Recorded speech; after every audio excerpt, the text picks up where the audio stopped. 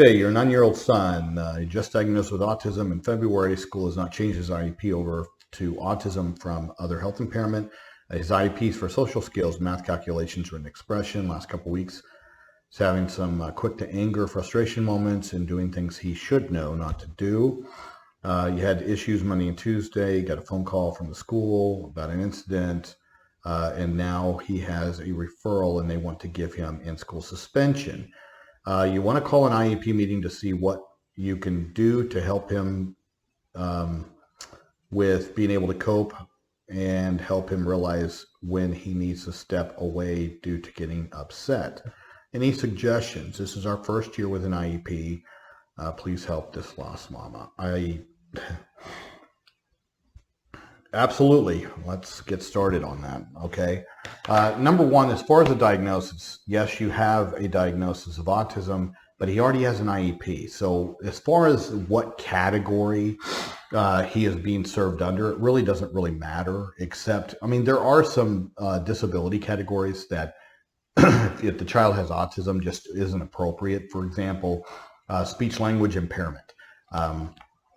Why is that? Because you don't have a special education teacher as the case manager, and it's the speech language pathologist. And so in situations like that, if you have a diagnosis of, let's say, autism or other issues in the educational performance areas outside of communication in that area, let's academics and social emotional development, then at that point, it's not really appropriate to have the speech language pathologist sort of taking the lead. That's about the only category I see. But other health impairment, your case manager would be a special education teacher. It would open the door for a lot of similar type of considerations and services. It does need to be noted in the IEP that he has a diagnosis. So if you haven't provided that diagnostic report to the school, you should. It's something that you can ask the school to reconsider his eligibility category. To potentially change it over to autism, but is it absolutely critical? No, it's not. Okay, OHI would be able to serve. The door's open, so all considerations. The IEP team should be considering his circumstances, and his circumstances are based upon his disability and his needs according to that disability. Okay, which is autism. Okay, now with regards to what you can do, if he has social emotional goals in his IEP, which you said he does, then some of those need to be reconsidered. The other thing is that there's going to be a question. It doesn't matter what state you live in, but there's going to be two questions inside your IEP, okay? Number one is, does he have behavior that impedes his learning or the learning of others?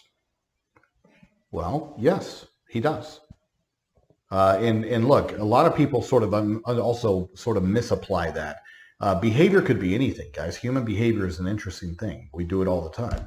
I'm doing it with my Italian, hand talking that I do all the time. All right. It's a human behavior. And so is that behavior high rates of distractibility, need for redirection? Those kind of things are behavior as well. And a lot of the times IEP teams make a mistake of answering that question based upon whether your child's flipping over desks or kicking somebody's ass. And that's just not correct, because we're missing a lot of kids that have high rates of distractibility, or let's say that they're not paying attention, but yet there's no behavior. So therefore they're in a class of 20 kids and the teacher goes, oh yeah, no, Jimmy's great. No problem whatsoever. Well, he doesn't engage either. You see, and therefore Jimmy's not really engaged. Jimmy's not really learning anything. He's happy sitting in the corner doodling. So we're missing those kids that have behavior that impede their learning. Okay, the second question, and I would say for your son, the answer should be yes. He does have behavior that impede his learning. And if they try to tell you, well, it's a one-off, it only happened 2 days, it doesn't really matter, because they're giving him in-school suspension for it. And so, are they going to sit there and forgive him for that? You can't sit there and say, well, those were one-offs. It's not going to happen again. Then don't give him the punishment, because that's not how that works. It's not a one-sided thing. So in that particular situation, he does have behaviors that impede his learning, which is why, probably why he has social emotional goals. Okay. But what's the next question? The next question is, does he require a behavior plan? And if he's been given in-school suspension, then at that point, there are behaviors that he is engaging in that would result in a violation of the student code of conduct. Okay? And so because he violated the student code of conduct, that's what got him in-school suspension days, which that's sort of why we have a behavior plan. A behavior plan, which you can't have a behavior plan unless you have a functional behavior assessment first. That needs to be the first thing that the school does. You need to sign consent to be able to get an FBA done, a functional behavior assessment. It needs to be done by somebody qualified that has an expertise in that area. Now, you're going to have to ask about that. Who's doing the FBA? Because if they say, well, Johnny Rocket, and he's the PE teacher, clarifying questions are great. You need to ask who's doing it and ensure that they have an understanding, because the entire purpose of a good functional behavior assessment is to identify the triggers that result in the behavior for which your child is getting consequences for. Okay? Antecedent, behavior, consequence. ABC data. The antecedent, we're trying to figure out what leads up to the behavior. That's the antecedent. Then you have the behavior, and then you have the resulting consequence, whatever that is. That's what you're trying to analyze and get to the bottom of. After you understand the ABC data, that goes into developing a behavior plan. And a behavior plan, I look at it as an insulated, temporary insulation that's a recognition by the IEP team that your son cannot follow the student code of conduct as currently written.